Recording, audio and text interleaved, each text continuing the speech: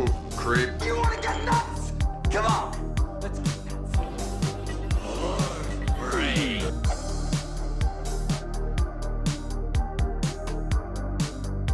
Welcome back to the Undead Basement, everyone, and it's almost Christmas time, as seen here with my actual tree.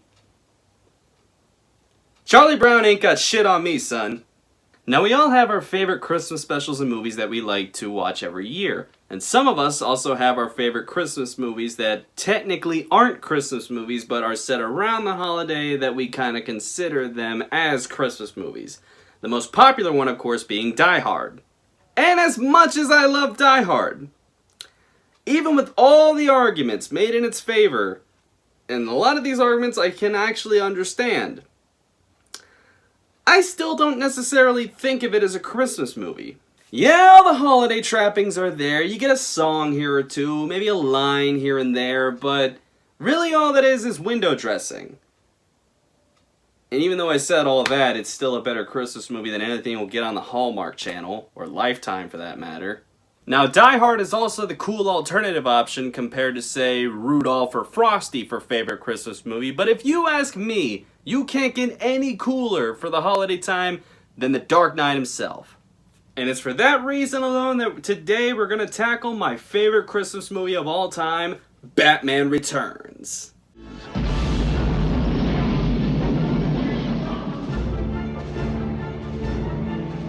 You didn't invite me, so I crashed! From the rooftops of Gotham, the perfect enemy comes to life. I am Catwoman. Hear me roar. Meow.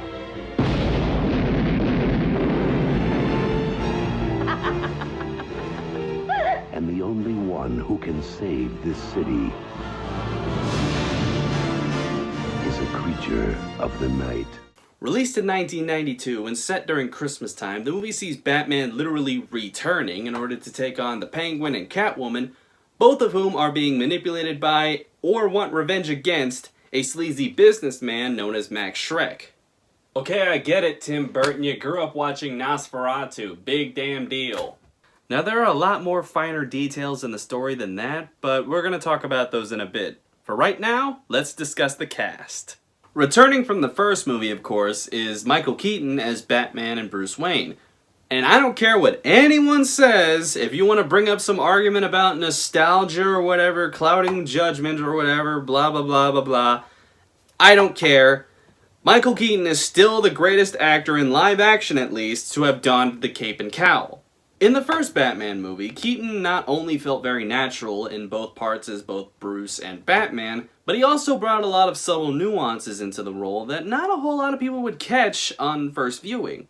Through facial expressions and certain line deliveries, you really got the sense that his Bruce Wayne, while probably not the billionaire playboy of the comics, was a broken person putting on the mask of their former selves in order to seem unassuming to the normal people, and that his Batman was a force to be reckoned with. And Keaton certainly carries that over to the sequel here. Michelle Pfeiffer plays a rather unique version of Catwoman here, who instead of being a former sex worker turned jewel thief, is now a timid, pushed-around secretary who, after being pushed out of a window by her boss, goes insane, dons a leather catsuit and whip, and decides to blow shit up and cause random mayhem in Gotham City. As you do, I guess.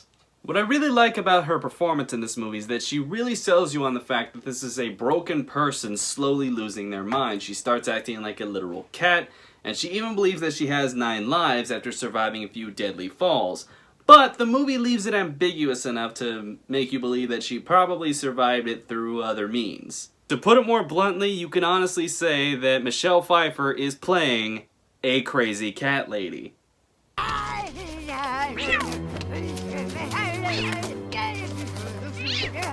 One last thing to note about Michelle Pfeiffer is that her and Michael Keaton definitely have great romantic chemistry together. You really buy that these two are genuinely in love with each other and that they belong with each other. Which is certainly more than I can say about Kim Basinger in the last movie. Loved you since I met you, my ass. Danny DeVito also plays a rather unique version of the Penguin here, rather the portly crime boss of the comics to a deformed, abandoned child looking for revenge. Regardless of whether or not it's faithful to the comics, DeVito still gives it his all here, managing to toe the line between vicious and sympathetic very well. Also a dirty son of a bitch in this movie. It's suitably creepy, but it's also kind of funny in a way. Cobblepot, you are the coolest role model a young person could have. And you're the hottest young person a role model could have. Here. Wear a button. Let me just get it on there. Now we get to the one and only Christopher Walken as Max Shrek. I mean, it's Christopher Walken. What more can I really say about the dude? He's entertaining in literally everything he's in, and it's no different here. I mean, he just gives off that awkward energy that's just so infectious in literally everything he does. And definitely, again, it's no different here. He plays a great villain. And I'd say more, but I'm under threat of being stabbed in the face with a soldering iron. Aside from the cast, one of the best things about the movie is, of course, the production design, which, like the previous movie, is absolutely top-notch. Only now, it's expanded upon thanks to the Christmas setting. From the dark gray and black colored architecture, to the constant snowfall, to creepy smiling cats for no reason, compounded all that with Danny Elfman's amazing score, and the movie comes off as definitely very cold and oppressive in its look. You know, kind of like how everyday life is these days. While the basic premise of the movie is quite bizarre to say the least, I mean, they literally pulled their plot from an episode of the 60s Batman show. What keeps it interesting is the dynamics between the characters and the thematic elements at play in the story.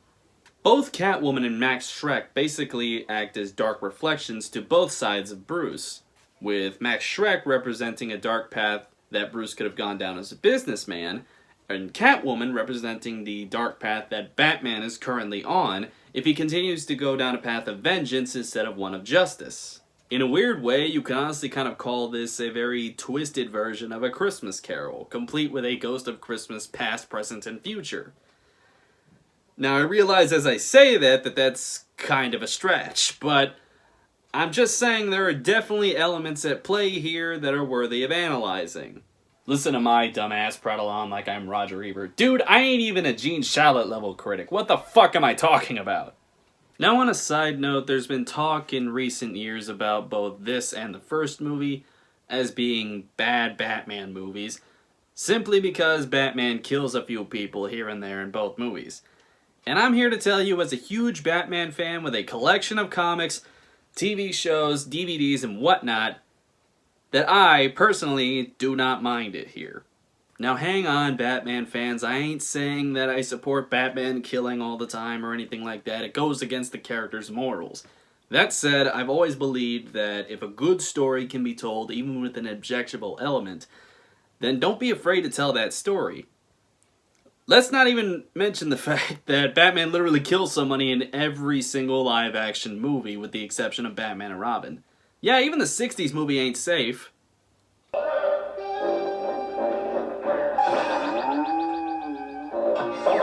Now, you can't talk about this movie online without talking about the controversy that this movie faced upon release.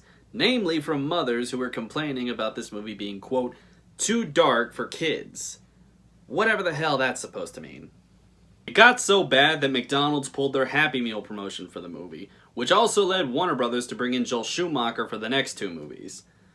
So yes, you could honestly blame McDonald's for Batman and Robin. What do you know, two villainous clowns in Batman's history. Regardless of all that, Batman Returns is still a solid sequel to the first movie. It may not be as fun as the first movie with its more bizarre plot and somber nature, but it's for those reasons that I love the film so much.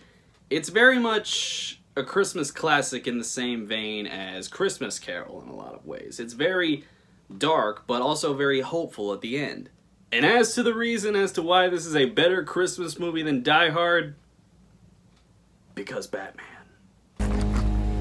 I'm Batman. And folks, that is all for this year. I hope that in these dark times you have a very happy holidays with your loved ones.